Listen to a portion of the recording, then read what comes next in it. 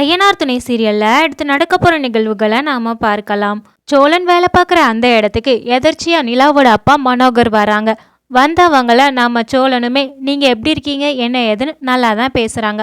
ஆனா அந்த பேச்சு ஒரு கட்டத்துல ஒரு போட்டியா மாறிடுது.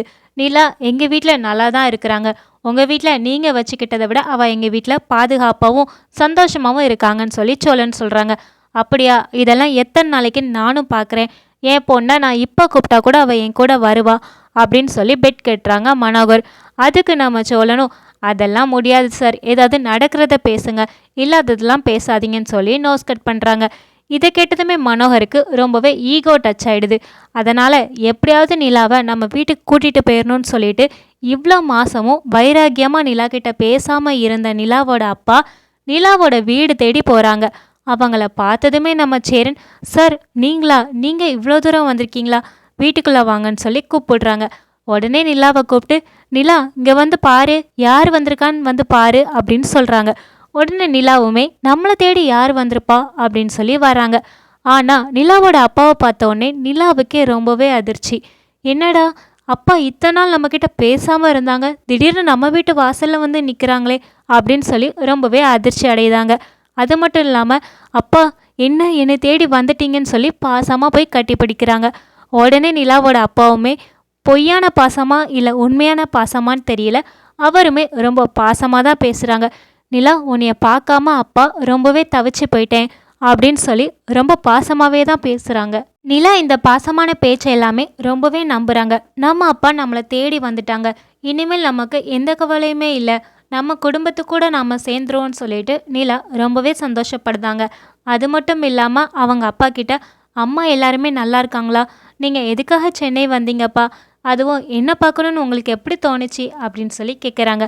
உடனே நிலாவோட அப்பா, அதெல்லாம் ஒன்றும் இல்லைம்மா, எனக்கு ரொம்ப நாளாகவே உன்னைய பார்க்கணுன்னு தான் தோணிக்கிட்டு இருந்துச்சு.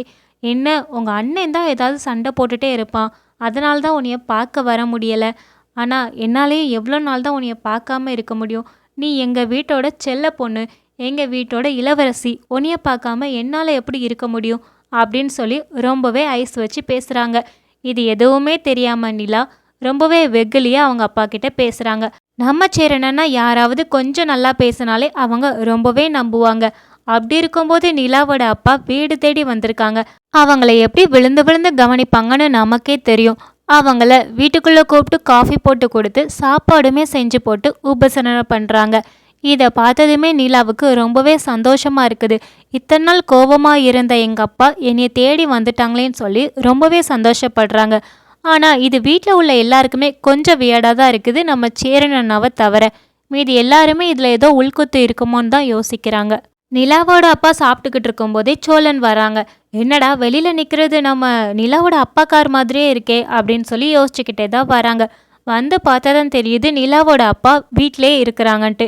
அவங்கள பார்த்ததுமே சோழனுக்கு புரிஞ்சிடுச்சு. சரி, ஒரு வாரத்தில் தான் பொண்ணை கூட்டிகிட்டு போயிடுவேன்னு சொன்ன அந்த பெட்டுக்காக தான் இந்த மாதிரி வீடு தேடி வந்திருக்காங்கன்னு சோழனுக்கு முழுசாவே புரியுது. அதை வெளிப்படையாக எல்லார் முன்னாடியும் பேசிக்கிட முடியாதுல்ல, அதனால சோழனுமே ரொம்பவே ஷாக் ஆகி தான் நிற்கிறாங்க. ஆனால் நிலாவோட அப்பாவோ எல்லார் முன்னாடியுமே ரொம்ப பாசம் காட்டுற மாதிரி நடிக்கிறாங்க. சோழனை பார்த்து, என்ன மாப்பிள்ள எங்கே போயிருந்தீங்க, வேலை விஷயமா போயிருந்தீங்களா, இப்போ தான் வீட்டுக்கு வந்தீங்களா, சாப்பிட்றீங்களா மாப்பிள்ள அப்படின்னு சொல்லி வார்த்தைக்கு வார்த்தை மாப்பிள்ளன்னு சொல்லி பேசுகிறாங்க. இது எல்லாருக்குமே ஒரு விதத்தில் சந்தோஷமாக இருந்தாலுமே சோழன், பாண்டியன், பல்லவன் இவங்க எல்லாருக்கும் மட்டுமே கொஞ்சம் வித்தியாசமாகவே தெரியுது. ஒருவேளை நிலாவை இங்கேருந்து முழுசாக கூட்டிகிட்டு போயிடுவாங்களோ அப்படின்னு சொல்லி யோசிக்கிறாங்க. அது மட்டும் இல்லாமல் சாப்பிட்டு முடித்த கையோட நம்ம சோழனை பார்த்து, பாத்தியாடா எப்படி வந்தேன் பாத்தியா அப்படிங்கிற மாதிரி முறைக்கிறாங்க. அது மட்டும் இல்லாமல் கை கழுவுற இடத்துல சோழனை தனியாக பார்த்து பேசும்போது சொல்கிறாங்க, நான் பெட் கட்டின மாதிரியே இப்போவே என் பொண்ணை கூட்டிகிட்டு போக முடியும், பார்க்குறியாடா அப்படின்னு சொல்லி சொல்கிறாங்க. அது மட்டும் இல்லாமல் இன்னும் 6 நாள் இருக்குது, என்னோட முதல் நாள் ஆட்டத்தை தான் நீ பார்த்துருக்க அப்படின்னு சொல்லி மிரட்டி பேசுகிறாங்க சோழன்கிட்ட.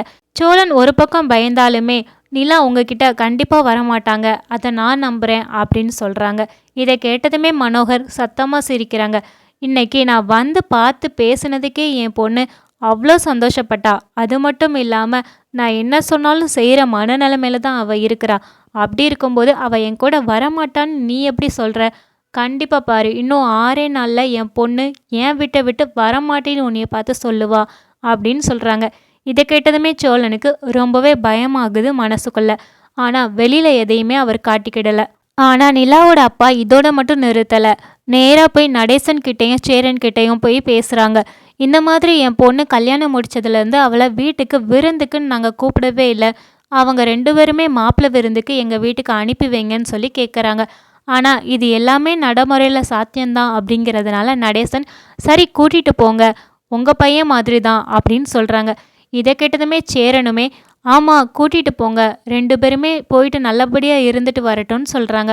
ஆனால் சோழன் இதை தட்டி கழிக்கிறதுக்காக இல்லை, நிலாவுக்கு இன்டர்வியூ அப்ளை பண்ணியிருக்காங்க, அவங்களுக்கு எப்போனாலும் இன்டர்வியூவில் கூப்பிடுவாங்க அப்படின்னு சொல்கிறாங்க. ஆனால் சேரன் சொல்கிறாங்க நிலாவோட அப்பா இப்படி இறங்கி வந்து சம்மதிச்சதே பெரிய விஷயமா நினைக்கிறாங்க. அதனால சோழனை பார்த்து டே அதெல்லாம் அப்புறம் பார்த்துக்கலாம், நீங்கள் 2 பேருமே மாப்பிள்ளை விருந்துக்கு போயிட்டு வாங்க நல்லபடியாக அப்படின்னு சொல்லி அனுப்புகிறாங்க. இதை பார்த்ததுமே சோழனுக்கு ஒரு பக்கம் மனசுக்குள்ளே 1000 கவலை இருந்தாலுமே நிலா நம்மளை விட்டு போக மாட்டான்னு ஒரு 1% அவங்க நம்ப தான் செய்கிறாங்க. சரி அப்போ நாளைக்கு நீங்கள் மாப்பிள்ளையும் பொண்ணையும் வீட்டுக்கு அனுப்பி வைங்க, நான் இப்போ கிளம்புறேன் அப்படின்னு சொல்லிட்டு ஒரு மாதிரி நக்கலாக சிரிச்சுக்கிட்டே மனோகர் கிளம்புறாங்க. அது மட்டும் இல்லாமல் சோழனை தனியாக கூப்பிட்டு பாத்தியா மாப்பிள்ளை விருந்துன்னு உன்னைய எங்கள் வீட்டுக்கு நான் கூப்பிட்டுட்டேன், இனிமேல் பாரு வீட்டுக்கு வந்த என் பொண்ணு வெளியில் வரவே மாட்டா.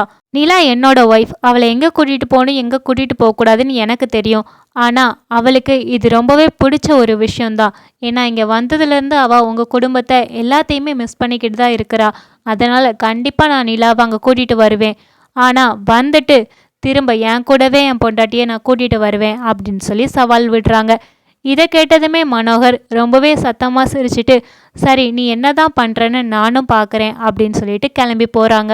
ஆனால் நிலாவுக்கு தான் அப்பா பெட் கட்டி தான் தாங்கிட்ட வந்து பேசியிருக்காங்கன்னு தெரியாது. தெரிஞ்சா அவங்க இன்னுமே கவலைப்பட தான் செய்வாங்க. ஏன்னா இதுவுமே ஒரு பொறாமையால் தானே இது பண்ணுறாங்க. இல்லைனா நார்மலாக இருக்கும்போது இப்படி வந்து பேசியிருப்பாங்களா? அதனால நிலா ரொம்பவே கஷ்டப்பட தான் செய்வாங்க. அது மட்டும் இல்லாமல் சோழனுமே இந்த விஷயத்த யாருக்கிட்டையுமே சொல்லலை. வீட்டுக்குள்ளே வந்ததுமே பாண்டியன் கிட்ட மட்டும் தனியாக இருக்கும்போது சொல்கிறாங்க, இந்த மாதிரி நிலாவோட அப்பனை நான் காலையிலே பார்த்துட்டேன்டா, அவன் இந்த மாதிரிலாம் பேசினான், பெட் கட்டினான், அதனால தான் இந்த மாதிரி நிலா கிட்ட வந்து பேசி அவங்கள இப்போ வீட்டுக்கு கூப்பிட்ருக்கான் அப்படின்னு சொல்லி சொல்கிறாங்க. இதை கேட்டதுமே பாண்டியன் அப்போ அந்த ஆள் பிளான் பண்ணி தான் உங்கள் 2 பேர்த்தையும் விருந்துக்கு கூட்டிகிட்டு போகிறானா அப்படின்னு சொல்லி சொல்கிறாங்க. அதுக்கு சோழனும் ஆமாடா, அங்கே போய் இன்னும் என்னென்ன நடக்க போதோ தெரியலை அப்படின்னு சொல்கிறாங்க. இதை கேட்டதுமே பாண்டியன் டே அப்போ நிலா இனிமேல் வரமாட்டாங்களா அப்படின்னு சொல்லி சொல்கிறாங்க. டே இன்னும் பெட்டில் யார் ஜெயிப்பாங்கன்னே தெரியலை, நீ அதுக்குள்ளே நிலா வரமாட்டாங்கங்கிற வரைக்கும் போயிட்ட.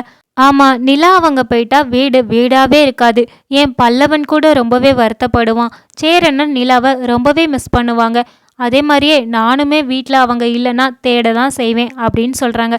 டேய் எல்லாருமே உங்கவுங்க இஷ்டத்துக்கு நிலாவை தேடுறீங்களே, எனக்கு என்னோட ஒய்ஃப் வேணும்னு நினைக்கவே மாட்டீங்களாடா அப்படின்னு சோழன் கேட்குறாங்க. இதை கேட்டதுமே பாண்டியன் டேய் இப்போ அதாடா முக்கியம் அப்படின்னு சொல்லி கலாய்க்கிறாங்க.